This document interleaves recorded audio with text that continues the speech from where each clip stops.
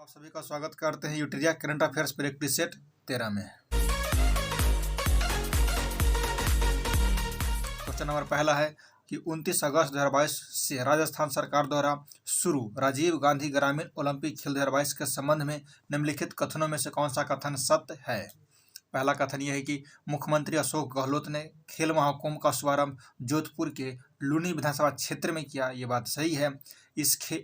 इस खेल महाकुंभ के शुभंकर शेरू का अनावरण किया गया। ये बात भी सही है। ग्रामीण ओलंपिक खेलों के लिए 40 करोड़ रुपए के बजट का प्रावधान किया गया है। पर्याप्त सभी सही है।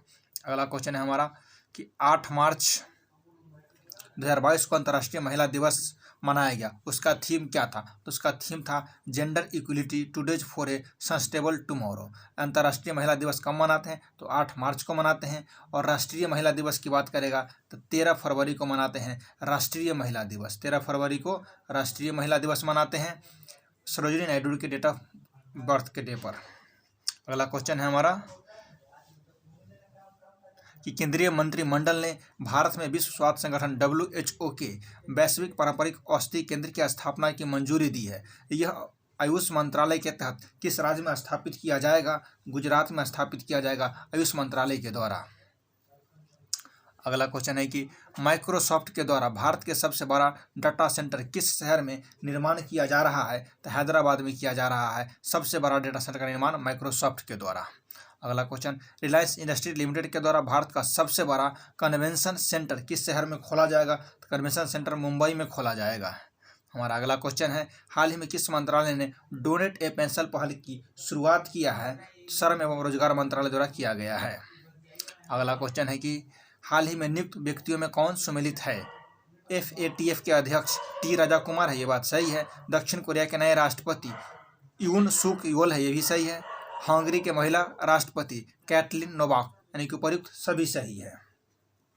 हमारा अगला क्वेश्चन है कि किस रेलवे जोन द्वारा भारत का पहला गति शक्ति मल्टी मॉडल कार्गो टर्मिनल शुरू किया गया है? तो ये पूर्वी रेलवे जोन के द्वारा शुरू किया गया है मल्टी मॉडल कार्गो टर्मिनल।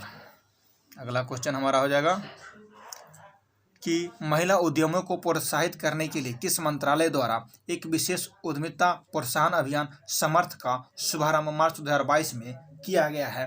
तो सूक्ष्म लघु एवं उद्यम मंत्रालय द्वारा किया गया है। इसके मंत्री हैं नारायण तातू राणे हैं।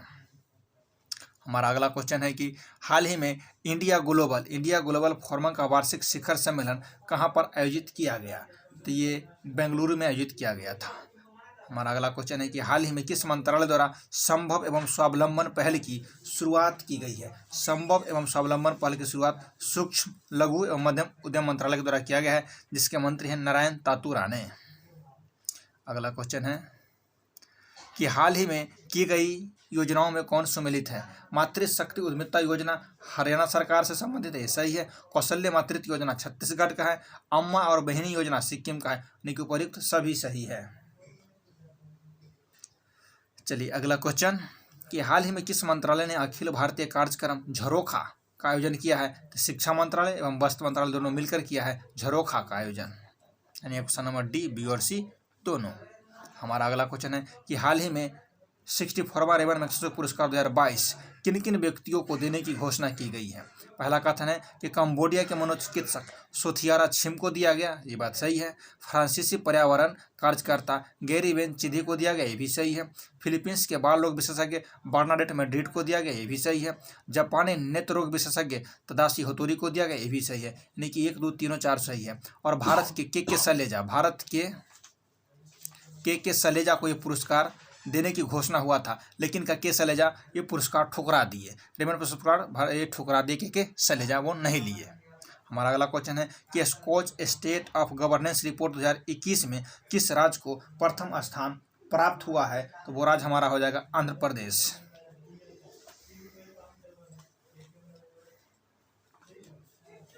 अगला क्वेश्चन है कि हाल ही में किस राज्य सरकार ने वुमेन एट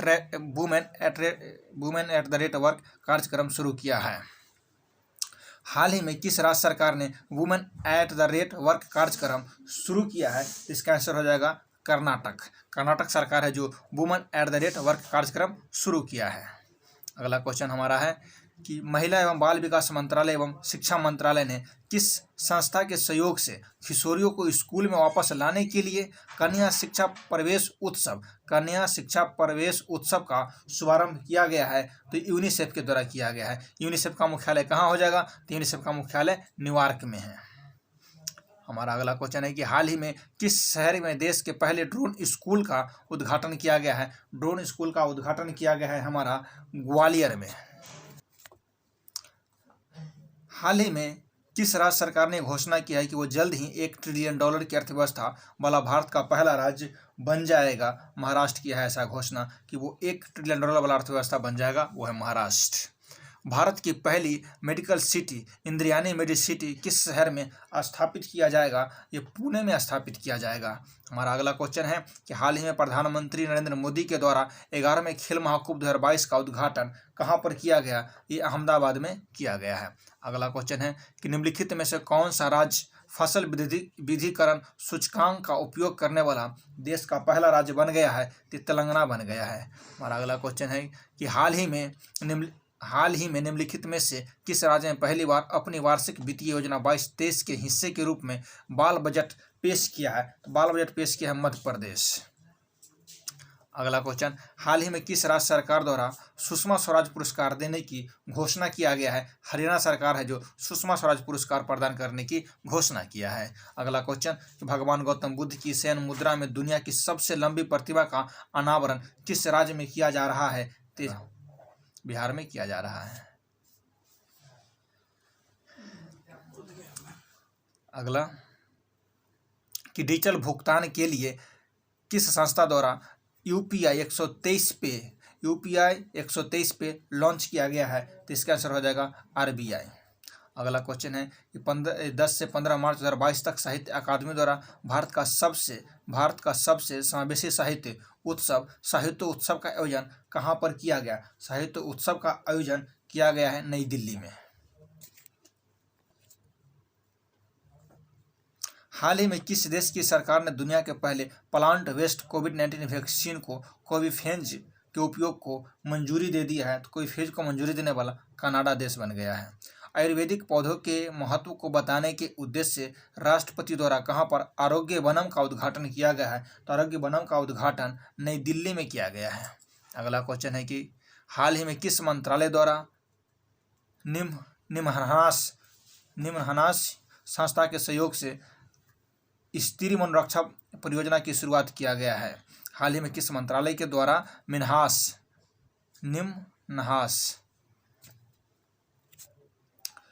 हाल ही में किस मंत्रालय द्वारा निमहांस संस्था के सहयोग से स्त्री मनोरक्षा परियोजना की शुरुआत किया गया है? इसका आंसर हो जाएगा ऑप्शन नंबर बी, महिला एवं बाल विकास मंत्रालय के द्वारा। अगला क्वेश्चन हो जाएगा कि मार्च 2022 में भारतीय वायुसेना के द्वारा कहाँ पर वायु शक्ति अभ्यास का आयोजन किया गया है? तो राजस्थान में किया गया है। मार्च 2022 में भारत और अमेरिका के बीच 19वीं सैन्य सहयोग की बैठक का आयोजन कहाँ पर किया गया है? आगरा में किया गया है। अगला क्वेश्चन है कि नाइट फ्रैग संस्था द्वारा जारी द वेल्थ रिपोर्ट 2022 के अनुसार अरबपतियों की तीसरी सबसे बड़ी आबादी किस देश में है? तो ये किस देश में है? तो ये अपना भारत देश में है। अगला क्वेश्चन है कि हाल ही में पूर्व क्रिकेट खिलाड़ी शेन वॉर्न का निधन हो गया है, उनका संबंध किस देश से है? तो उनका संबंध ऑस्ट्रेलिया से है। अगला क्वेश्चन है हमारा कि सिकंदराबाद में राष्ट्रीय सुरक्षा दिवस के अवसर पर स्वदेशी रूप से विकसित स्वचालित ट्रेन सुरक्षा एटीपी प्रणाली का सफल परीक्षण किया गया, उसका नाम क्या है? तो उसका नाम है कवच। रिकवरी के species for ecosystem restoration theme के साथ किस तिथि को विश्व वन्यजीव दिवस 2022 मनाया गया? मतलब ये पूछ रहा है कि विश्व वन्यजीव दिवस हम लोग कब मनाते हैं? तो ये मनाते हैं 6 मार्च को। 6 मार्च को मनाते हैं, 3 मार्च को मनाते हैं, सॉरी। अगला क्वेश्चन है कि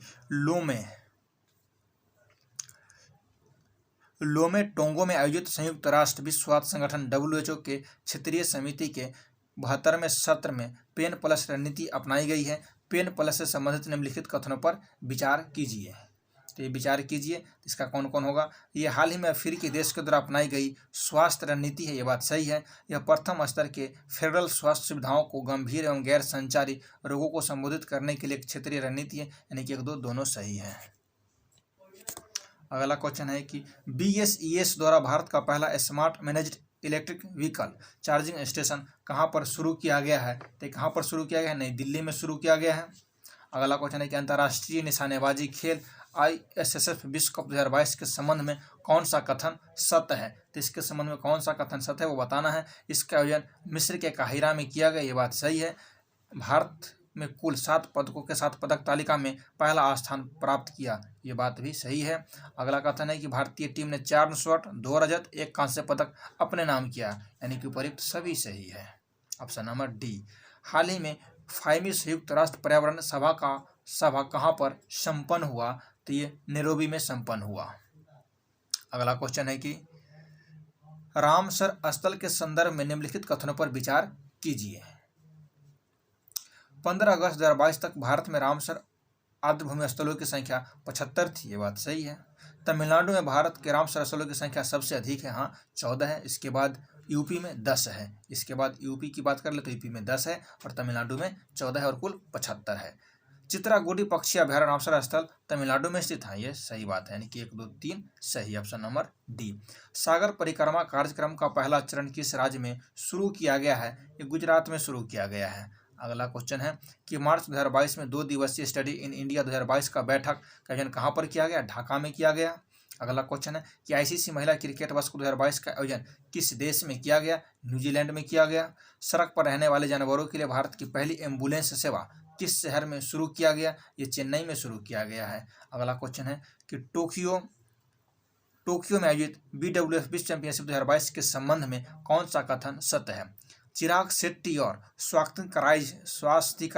साईराज रंकी रेड्डी ने भारतीय पुरुष युगल जोड़ी में कांस्य पदक जीता है। पुरुष युगल में भारत का पहला पदक था, ये बात सही है। महिला एकल वर्ग में जापान के आकाने यामागुची ने स्वर्ण पदक जीता, ये बात भी सही है। पुरुष एकल वर्ग में डेनमार्क के विक्टर एक्सेलेन ने स्वर्ण पदक जीता, यानी कि सभी सही है। नेक्स्ट क्वेश्चन है हमारा कि हाल ही में आयोजित प्रमुख पुस्तकें उनके लेखकों के संबंध में कौन सुमेलित है वो बताना है। तो कैप्टन दीपम चटर्जी का द मिलेनियन योगी, ये सही है। मिथिलेश तिवारी का उड़ान एक मजदूर बच्चे की, ये भी सही है। सृष्टि झा के the queen of Indian pop, ये भी सही, यानी कि सभी सही है। हाल ही में अगला क्वेश्चन है कि वित्तीय सेवा संस्थान ब्यूरो से संबंधित निम्नलिखित कथनों पर विचार कीजिए। इसने बैंक बोर्ड ब्यूरो का स्थान लिया, ये बात सही है। यह सार्वजनिक क्षेत्र के बैंकों और बीमा कंपनियों के प्रमुखों का चयन करेगी, ये बात भी सही है। भानु प्रताप शर्मा ने 2 साल के लिए वित्तीय सेवा संस्थान ब्यूरो के अध्यक्ष के रूप में नियुक्त किए गए हैं, यानी कि 1 2 3 तीनों सही है। अगला क्वेश्चन है कि मोबाइल वर्ल्ड कांग्रेस 2022 का आयोजन कहाँ पर किया गया? तो बार्सिलोना स्पेन में किया गया है। हाल ही में किसे Pandit Hariprasad Chaurasia lifetime achievement award से सम्मानित किया गया है? तो उस्ताद अमजद अली खान को सम्मानित किया गया है। जय हिंद, जय भारत दोस्तों।